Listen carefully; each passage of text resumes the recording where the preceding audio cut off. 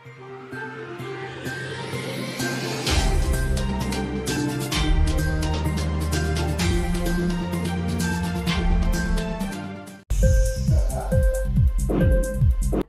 इंकलाब TV prime time समाचार में आपका स्वागत है।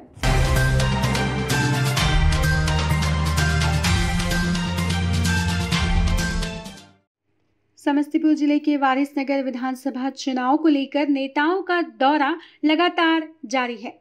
सभी दल के नेता अपने अपने बैनर तले पार्टी के चुनावी मैदान में लगातार लोगों से जनसंपर्क कर रहे हैं। इसी कड़ी में आज राष्ट्रीय जनता दल के जिला उपाध्यक्ष वारिसनगर विधानसभा क्षेत्र के जमीनी नेता हरीश चंद्र राय जी लगातार विधानसभा क्षेत्र के खानपुर प्रखंड में संपर्क अभियान चला रहे हैं। वहीं उन्होंने जनसंपर्क के दौरान तेजस्वी यादव के हाथों को मजबूत करने की बात की है। उन्होंने कहा कि नीतीश कुमार के 15 वर्ष के शासनकाल में वारिसनगर विधानसभा क्षेत्र विकास से कोसों दूर रहा है, जहां रोड, पानी, बिजली, स्वास्थ्य, शिक्षा, रोजगार से लोग कोसों दूर हैं। इस बार तेजस्वी यादव को बिहार का मुख्यमंत्री बनाइए और विकास को क्षेत्र में लाइए। जी बताएंगे कि आपकी पार्टी जो है वो किन किन मुद्दों को लेकर जो है इस बार विधानसभा चुनाव लड़ने जा रही है? हमारी पार्टी जो राष्ट्रीय जनता दल है वो इस समाज में जो कुरीति है और शिक्षा का, बेरोजगारी का, असमानता का, गरीबों पर, बहू बेटी पर अत्याचार पर, बालिकाओं का अत्याचार पर उसको अपहरण किया जाता है, हत्या किया जाता है, मुजफ्फरपुर बालिका गिरी जैसे जो कांड है, उन सब विरोध को, बाढ़ को लेकर के, इसी सब समस्या को लेकर के हमारी पार्टी क्षेत्र में उतरेगी। बेरोजगारी एक भारी मुद्दा है। तो पार्टी को मजबूती प्रदान करने के लिए क्षेत्र में कौन कौन से कार्यों को लेकर के जो है आप लोगों के द्वारा प्रचार प्रसार किया जा रहा है? पार्टी की मजबूती हम लोग अभी से आरंभ नहीं किया है। हम लोग सब दिन पार्टी की मजबूती के लिए काम करते हैं। गांव-गांव में जाकर के, टोला-टोला में जाकर के सदस्यता अभियान चलाना और आदमी को समझाना, जो विगत 15 साल में लालू जी के शासन में और ये 15 साल जो नीतीश जी का कुशासन है, इन सब मुद्दों को हम लोग समझाने का काम करते हैं और जनसंपर्क अभियान करते हैं। और हम लोग ये समझाने का, मतदाताओं को ये बात समझाने का कोशिश करते हैं कि जो मौजूदा हाल में जो ये सरकार है, निकम्मी सरकार है, वो कुछ नहीं कर रही है। इन बातों को हम लोग समझाने की कोशिश करते हैं और पार्टी में मजबूती लाते हैं और कहते हैं जो राष्ट्रीय जनता दल और महागठबंधन में जो भी प्रत्याशी आवे, आला कमान का जो आदेश हो, उनको आप लोग वोट दीजिए और भारी से भारी मतों से जिताइए। तेज रफ्तार तेजस्वी सरकार को लाइए। युवा सम्राट बिहार के जो तेजस्वी सरकार है, तेजस्वी जी हैं, उनको मुख्यमंत्री बनाने का काम कीजिए, जिससे दलितों का, शोषितों का, वंचितों का उद्धार होगा, बोलने का अधिकार मिलेगा जो अभी हनन किया जा रहा है। इन सारी मुद्दाओं हैं जिस मुद्दाओं से हम लोग पार्टी को मजबूत करने का काम करते हैं। अभी देखा गया कि पार्टी में टिकट को बंटवारा को लेकर के बहुत सारी उलटफेर हो रही है, उससे क्या बताना चाहेंगे? ये कोई उलटफेर नहीं है। पार्टी में कोई उलटफेर नहीं है। पार्टी के जो हमारे आला कमान है, उन्होंने जो तय किए हैं, जो कार्यकर्ता धरातल पर के जो कार्यकर्ता होगा उनको टिकट दिया जाएगा। उसे भदैया बैंक की तरह जो कभी में राजद में काम नहीं किए, जो राजद के कभी मीटिंग में नहीं आए, वो भी वहाँ जाकर के पेश करते हैं और बायोडाटा जमा करते हैं कि जो हम राजद के कार्यकर्ता हैं, हमको वोट नहीं दीजिएगा तो हम निर्दलीय से लड़ जाएंगे। ये सब कोई बात नहीं है, उठापटक की कोई बात नहीं है। हमारे आला कमान ने पहचान कर लिए हैं जो कौन कार्यकर्ता है, किसको टिकट दिया जाएगा, जो हमको विजय हासिल करेंगे और मुख्यमंत्री बनाने में तेजस्वी जी को साथ देंगे। ऐसे और उसका पैना दृष्टि इस पर भी है। ऐसे बहुत सारे कार्यकर्ता आते हैं जो जीतने के बाद और पैसा के लालच में आकर के जो अपना पार्टी बदलने के काम करते हैं। इससे भी हमारे जो आला कमान है सतर्क है, इसलिए इसको हम कोई उठापटक नहीं कर सकते हैं। सब ओके है, सब ठीक ठाक चल रहा है, कोई उठापटक नहीं है टिकट के लेन देन में। यहाँ वारिसनगर विधानसभा क्षेत्र में देखा गया है कि आप बहुत दिनों से लगातार मेहनत कर रहे हैं क्षेत्र में, इसके पीछे क्या कारण है? देखिए, हम बहुत दिनों से नहीं, हम 1977 से इस पार्टी में काम करते हैं मेरा मंशा ये नहीं है जो हमको कोई गद्दी मिले, कोई ओहदा मिले। हमारा मकसद ये है कि यहाँ के जो दलित हैं, शोषित हैं, पीड़ित हैं, उनको समझाया जाए, बुझाया जाए और मानवता की जो मुख्य धारा में है उसमें आवे और अपना हक हिस्सा की बात करे और वह नागरिक बन सके। इसके लिए मैं बहुत दिनों से इसमें काम करता हूं और बहुत सारे हमको पद मिला। सभी पदों को बाखूबी हमने ईमानदारी से निभाने का काम किया। अभी मैं राजद के जिला उपाध्यक्ष हूँ, इससे पहले विश्वस्तरीय सदस्य रहा, प्रखंड अध्यक्ष रहा। बहुत सारे हमको ओहदा मिला 1977 से अभी तक, जिसको हमने ईमानदारी से निभाने का काम किया। अगर वारिसनगर विधानसभा क्षेत्र में राजद की जो है सीट बनती हैं और आपको टिकट मिलता है तो वारिसनगर विधानसभा क्षेत्र के विकास के लिए आपके द्वारा क्या क्या कार्य किए जाएंगे? हम अभी घूम रहे हैं, गली गली में सड़क नहीं है, सड़क है कि गड्ढा में है कि गड्ढा है कि सड़क है, इसका पता नहीं चलता। तो इस मुद्दा को हम करने का काम करेंगे। यहाँ बेरोजगारी का अंबार लगा हुआ है। यहाँ पुराना पेपर मिल, चीनी मिल, जूट मिल सभी बंद है और युवा बेरोजगार है और उनको कोई रोजगार नहीं मिल रहा है। बाढ़ पीड़ित यह क्षेत्र है। शिक्षा में गिरावट है। जो सर्व शिक्षा के अभियान पैसा दिया गया, उस पैसा को सही रूप से खर्च नहीं किया गया। ऊंचे क्लास में ड्रॉप आउट कर जाते हैं विद्यार्थी। इन सारी मुद्दा को हम करेंगे और भ्रष्टाचार यहाँ का सबसे बड़ा मुद्दा है, भ्रष्टाचार और बेरोजगारी। तो अगर हमको टिकट मिलता है और हम जीतते हैं तो सबसे पहला मेरा मुद्दा रहेगा भ्रष्टाचारी। चूँकि भ्रष्ट अगर विधायक होते हैं तो अफसर भ्रष्ट होते हैं। तो मैं विधायक अगर बनता हूँ तो हमको जीतने के बाद ही जितना भ्रष्टाचारी है वो सब समाप्त हो जाएगा, भ्रष्टाचार ही रहेगा ही नहीं। और मैं अपने नेता से, अपने सरकार से आग्रह करूंगा, जितना पेपर मिल बंद है, जूट मिल बंद है, चीनी मिल बंद है और यह कृषि प्रधान देश क्षेत्र है, इस क्षेत्र में कृषि संबंधी उद्योग लगाया जाए जिससे यहाँ के बेरोजगारों को रोजगार मिलेगा, उचित मुआवजा मिलेगा। इन सारी समस्या पर हम काम करेंगे। सरकार के द्वारा बीच में जो लॉकडाउन लगाया गया था उसमें बहुत सारे लाखों लाख की संख्या में जो है बाहर से लोग आए थे, अपने अपने घर आए थे। पुनः यहाँ काम नहीं मिलने के बाद जो है वो रिटर्न कंपनी के पास जा रहे हैं यहाँ से।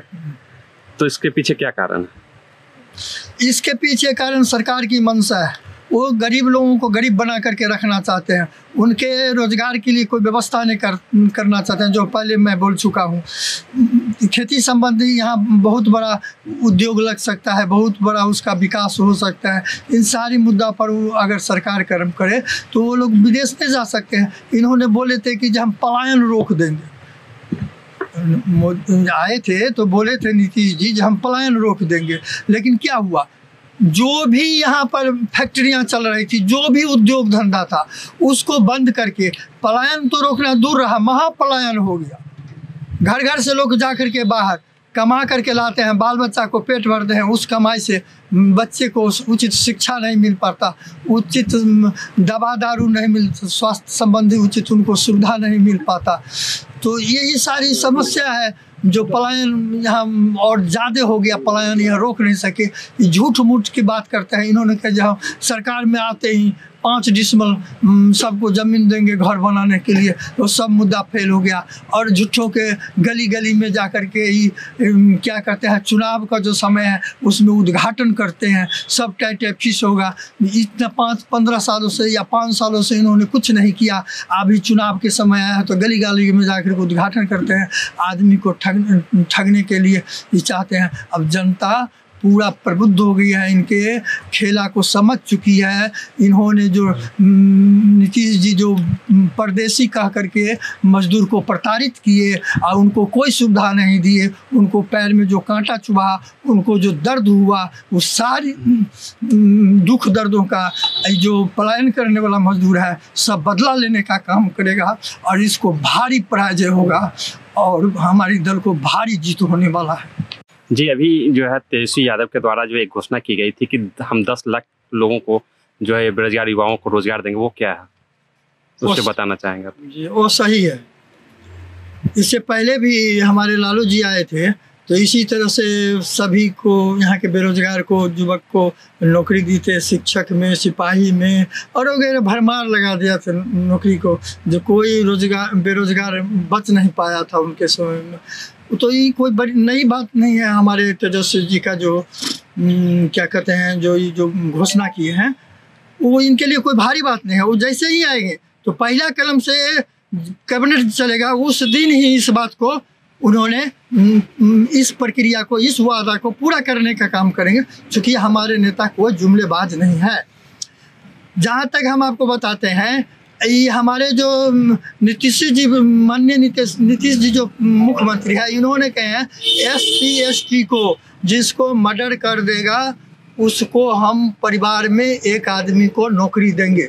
लेकिन हमारे नेता ऐसा नहीं कहते हैं कि दलित को, SC ST को ये अपमानित करने की बात नहीं करते हैं। जो सभी वर्गों के लड़का जो बेरोजगार है उसको नौकरी देंगे। उन्होंने सर्वेक्षण कराए हैं, उसके अनुसार बिहार में बहुत सारे सीट खाली है। 10 लाख बच्चों को नौकरी देना कोई बहुत बड़ी बात नहीं है। ये जुमले की सरकार नहीं है बनेगी, ये सही माने में ये काम करेंगे और देंगे।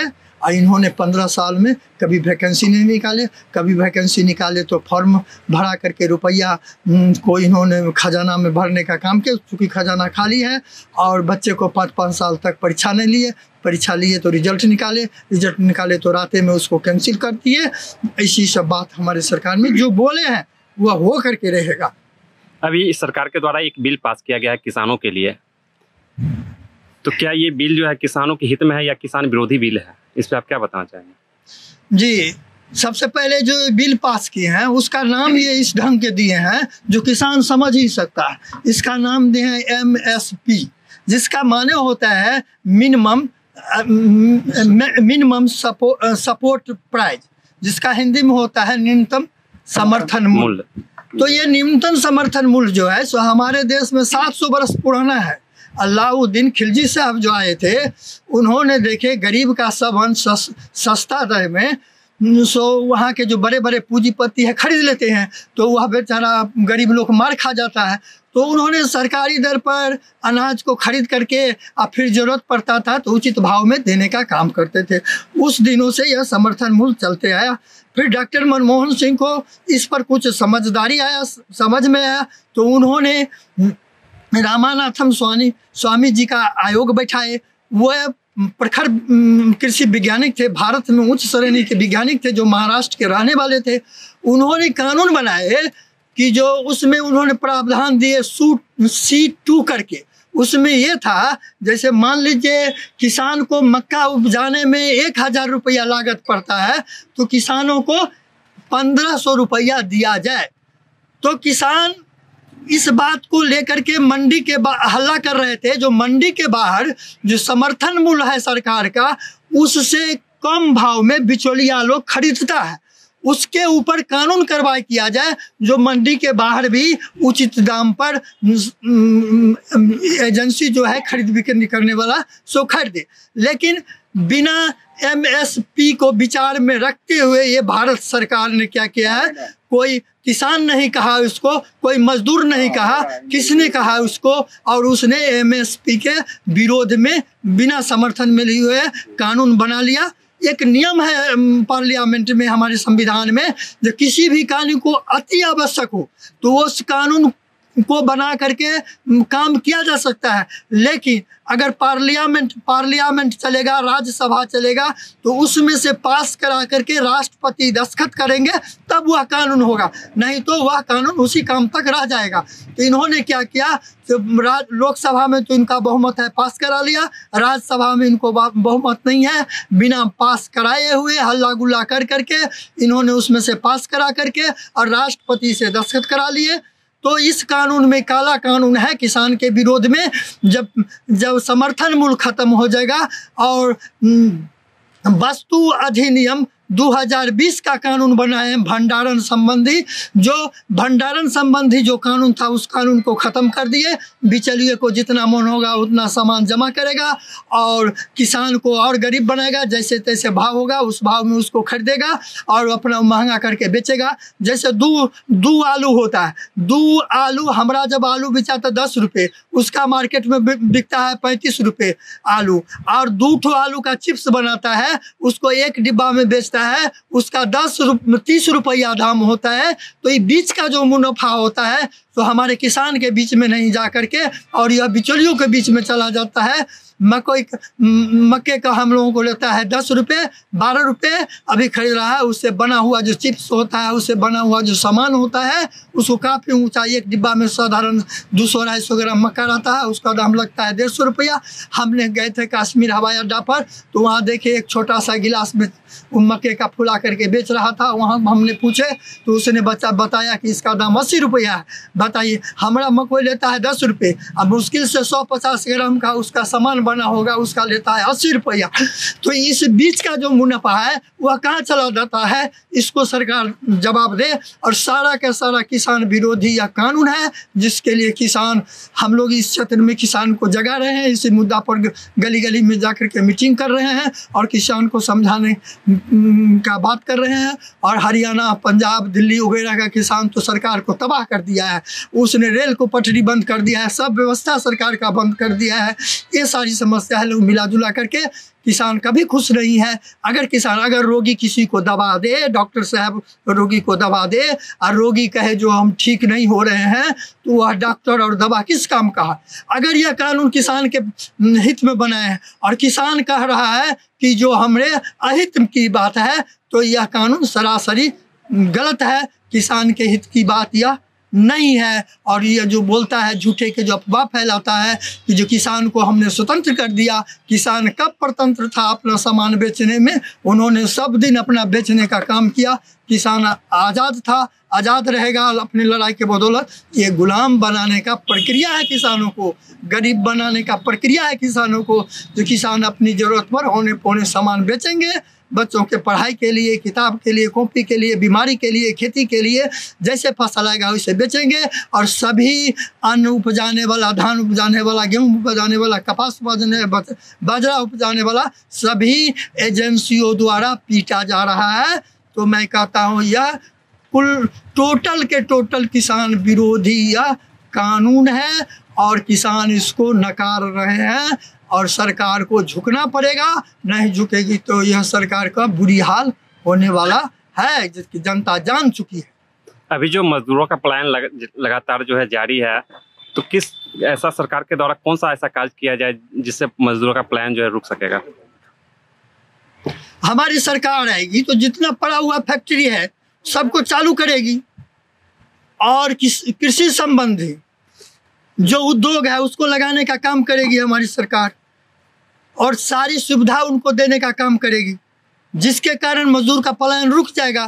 खेती में हमको सरकार जो होगी इसे पूरा प्रोत्साहन करेगा, मजदूरों को उचित मजदूरी मिलेगा, सब दिन काम मिलेगा। यह तो कृषि प्रधान क्षेत्र है, तो इसलिए मजदूरों का पलायन रुक जाएगा। हम अधिक से अधिक फैक्ट्रियाँ लगाने का काम करेंगे हमारी सरकार जब ही तेजस्वी आएंगे। तो कई बार देखा गया है कि लोकसभा चुनाव में जो भी प्रत्याशी यहाँ से खड़े होते हैं और जीत के जाते हैं, उनका एक मुद्दा रहता है कि चीनी मिल हम लोग चालू करवाएंगे, लेकिन आज तक जब भी जीत के जाते हैं तो चीनी मिल पर कभी उनका आवाज़ खुलता ही नहीं। इस पर आप क्या बताना चाहेंगे? जी, जो जीत करके जाते हैं वो हमारे प्रतिनिधि नहीं होते, वो वोट तो हमारा लेते हैं, लेकिन डॉक्टर भीमराव अंबेडकर बोले थे जो वोट जो होता है सो गरीबों का वोट जो होता है सब प्रभावहीन हो जाता है। हमारा वोट हमको आदमी हमको कह करके वोट लेता है, उसको हम समझते हैं जी ये हमारा आदमी है, ऊपर जाकर के मेरा काम करेगा, मेरा प्रतिनिधित्व करेगा, लेकिन वह जाकर के ऊपर बिकाऊ हो जाते हैं और क्या कहते हैं एसी वाले का काम करते हैं, बड़े बड़े पूंजीपति का हाथ बिक जाते हैं उसका काम करते हैं और इस सारा के सारा फैक्ट्रियाँ चालू कर देंगे तो यहाँ का आदमी खुशहाल हो जाएगा। और वो जो चीनी पाकिस्तान से मंगाते हैं 900 करोड़ क्या कहते हैं कि जो उसमें कमीशन लेते हैं, विदेश से सामान मंगाते हैं और उसमें उनको कमीशन मिलता है, दाल मंगा लेते हैं विदेश से, उनमें उनको कमीशन मिलता है। तो इस सारी समस्या जो है सो उनको कमीशन खोरी बंद हो जाएगा, गरीब आदमी होशियार हो जाएगा, बाल बच्चा को पढ़ाएगा बच्चा तो प्रश्न पूछेगा तो उनको दिक्कत होगा, उनको दर्द होगा। तो इसीलिए चाहते हैं जो आदमी गरीब बन के रहे, और हम जिसका वोट लेकर के गए हैं वो भी आदमी गरीब बन के रहे, जो दूसरा उसका बच्चा हमसे प्रश्न नहीं पूछे। इसी समस्याओं को देख के वो लोग सब अपने जिस वर्ग का वोट लेकर के जाते हैं उसको भूल जाते हैं और 5 साल पर आते हैं, और यही कारण है जो ऊपर में आवाज़ नहीं उठाते हैं। उठावेंगे तो उनका टिकट कट जाएगा, वो आवाज़ उठावेंगे तो उनको उससे सदस्य जो है उनका पार्लियामेंट में उसको ख़त्म कर दिया जाएगा। उनको कहा जाता है तुमको टिकट मिल गया बोलने के लिए नहीं, तुम केवल चुपचाप बैठे रहो यहाँ पर। यही समस्या है जिसके कारण नहीं बोलते हैं, जो हमारा पुनः टिकट कट जाएगा इसी कारण वो नहीं बोलते हैं।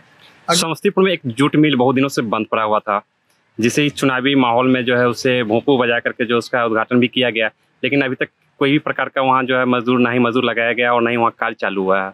इस पर आप क्या बताना चाहेंगे? ये तो हम पहले भी बोल चुके हैं, अभी बोल चुके हैं, चुनावी मुद्दा है। तो चुनाव के समय में ये लोग भारी वादा करेंगे, लेकिन जनता मूर्ख नहीं रह गई है, वो सब उनका चाल समझता है। और वो जूट मिल सरकार के द्वारा बंद किया गया, चुनाव आया है इसके कारण हुआ चालू करने के लिए वो सोच रहे हैं, भोंपू बजा दिए हैं, लेकिन चालू करने वाले वो नहीं है, और जनता भी समझती है। उसको भोंपू बजा देने से जनता उनको वोट देने के लिए नहीं जा रही है, उनको भारी हार होने जा रहा है उस क्षेत्र में जो भोंपू बजाए हैं उनको। क्या नाम है सर आपका? जी, आपका नाम सर? हमारा नाम हरिश्चंद्र है।